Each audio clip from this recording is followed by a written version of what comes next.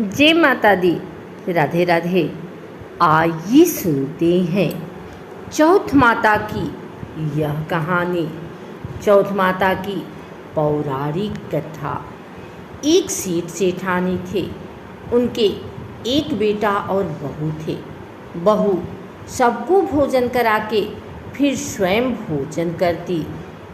एक पड़ोसन ऐसी भी थी जो रोज़ पूछती कि बहू आज क्या बनाया खाया है। बहू कहती ठंडो बासी। एक दिन उसके पति ने ऐसा सुनकर विचार किया कि आज तो पकवान बनाए जाएं, फिर देखें कि मेरी पत्नी क्या कहती है। उसने तरह तरह के पकवान बनवाए और घर के सभी लोगों ने एक साथ बैठकर भोजन किया। आज भी पड़ोसन ने पूछा तो बहू ने कहा ठंडो बासी। सेठ के लड़के ने सोचा हो न हो कोई बात अवश्य है जिससे कि मेरी पत्नी ऐसा कहती है।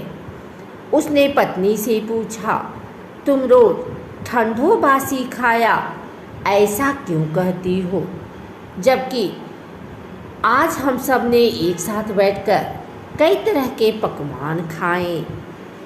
उसकी पत्नी बोली आप लोग जो खा रहे हैं वह बाप बूढ़ों की कमाई है। जिस दिन आप कमा कर लाओगे उस दिन मैं समझूंगी कि ताज़ा भोजन कर रहे हैं। अब एक दिन लड़के ने माँ से कहा मैं एक बड़े शहर में कमाई करने जा रहा हूँ। माँ बोली बेटा अपने पास इतना धन है कि खाया नहीं खुटेगा। माँ के मना करने पर भी बेटे ने स्वयं कमाने का दृढ़ निश्चय कर लिया और जाते समय पत्नी से कहा मैं जब तक कमाकर बहुत सा धन लेकर ना आऊँ तुम चूल्हे की आग मत बुझने देना। एक दिन चूल्हे की आग बुझ गई तो वह मन ही मन घबराने लगी, कहीं मेरे पति पर संकट तो नहीं आन पड़ा। जल्दी से पड़ोस में से आग लाकर चूल्हे में रख दूं। ऐसा विचार करके पड़ोस में गई। वहाँ पड़ोसन चौथ माता का व्रत पूजन कर रही थी। पड़ोसन ने कहा थोड़ी देर में आकर ले जाना। बहू ने पड़ोसन से पूछा आप यह व्रत क्यों करती हैं, इससे क्या मिलता है।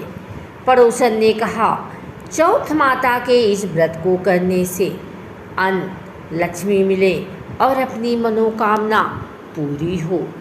अब बहू भी चौथ माता का व्रत करने लगी। दीवार पर चौथ माता बनाई। उस दिन घी गुड़ का चूरमा बनाकर रात्रि को चंद्रमा को अर्घ देकर भोजन करती। ऐसा करते करते बहुत दिन हो गए। चौथ माता ने उस बहू के पति को सपना दिया कि साहूकार का बेटा तू जागे कि सोवे, तेरी पत्नी बहुत याद कर रही है, घर जाकर उसकी चिंता मिटा।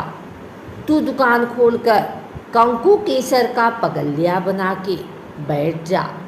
आज तेरा हिसाब किताब चुकता हो जाएगा। अब तो चौथ माता ने जैसा कहा था वैसा ही हुआ। उसने घर जाने की तैयारी की और गाड़ी भर के धन दौलत लेकर चल दिया। रास्ते में एक बड़ा सा काला नाग फन फैलाए बैठ गया और कहने लगा आज तो मैं तुम्हें डसूंगा, छोड़ूंगा नहीं। आज तेरी आयु पूरी हो गई है। सेठ के लड़के से कहा आज चौथ माता ने मुझे सपना दिया तो मैं पत्नी से मिलने घर जा रहा हूँ। वहाँ मेरी पत्नी बहुत चिंता कर रही है। मैं उससे मिलकर ज़रूर आऊँगा, तब तुम मुझे डस लेना। नाग ने कहा तुम शपथ पूर्वक कहकर जाओ तो मैं तुम्हें जाने दूंगा, परंतु लौटकर नहीं आए तो तुम्हारे घर आकर मैं तुम्हें डस लूँगा। इस प्रकार सर्प को वचन देकर वह अपने घर पहुंचा। वहाँ सभी से हंसी खुशी से मिला और भोजन करने के बाद उदास होकर बैठ गया। उसकी पत्नी ने उदास होने का कारण पूछा तो पति ने काले नाग वाली बात बताते हुए कहा, यदि मैं उसके पास नहीं जाऊंगा तो वह घर आकर ही मुझे डस लेगा। पत्नी बहुत चतुर थी। उसने कहा कि आप घबराओ नहीं, लेट जाओ, मैं एक उपाय करती हूँ। पत्नी ने कमरे की 7 पीढ़ी धोई। पहली पीढ़ी पर रेत, दूसरी पर इत्र, तीसरी पर गुलाल फूल, चौथी पर कंकु केसर, 5वीं पर लड्डू पेड़ा, 6ठी पर गादी गलीचा और 7वीं पीढ़ी पर दूध का कटोरा भरकर रख दिए। इस प्रकार वह 7 ही पीढ़ी सजाकर बैठ गई।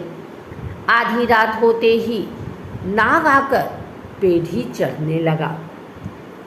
पहली पीढ़ी पर रेत में लौट गया और कहने लगा कि सेठ की बहू ने आराम तो बहुत दिया, पर वचनों से बदकर आया हूँ सो डसूंगा अवश्य ही। इसी प्रकार 7 पीढ़ियों पर नाग आराम करता हुआ और कहता हुआ कि डसूंगा जरूर। कमरे में जाने ही वाला था कि चौथ माता ने विचार किया कि मैं इसे नहीं बचाऊंगी तो संसार में धर्म कर्म और व्रत पूजन को कौन मानेगा। अब तो गणेश जी, चंद्रमा जी और चौथ माता ने उसे बचाने का विचार किया। चंद्रमा जी ने उजाला किया, चौथ माता ढाल बनी और गणेश जी ने तलवार लेकर नाग को मार दिया और ढाल से ढक दिया। अब बहू भी थकी हारी सो गई। दिन उगा तो लोग बेटे से मिलने आए, परंतु बेटा बहू तो उठे ही नहीं थे। बहुत देर हो गई तो माँ उन्हें उठाने गई। माँ ने 7 पीढ़ियों पर जो कुछ देखा तो बहुत घबराई और बेटा बहू को आवाज़ लगाई। बेटा बहू उठे तो देखा कि एक ढाल तलवार वहाँ पड़ी है।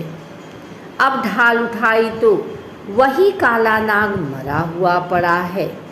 बेटा बहू ने सोचा कि आज तो धर्म कर्म ही आड़े आए, जो भगवान गणेश जी और चौथ माता ने अपनी रक्षा की। हे चौथ माता, आपने जैसे सेठ के बेटे बहू की रक्षा की, वैसी सबकी रक्षा कीजो। बोलो चौथ माता की जय।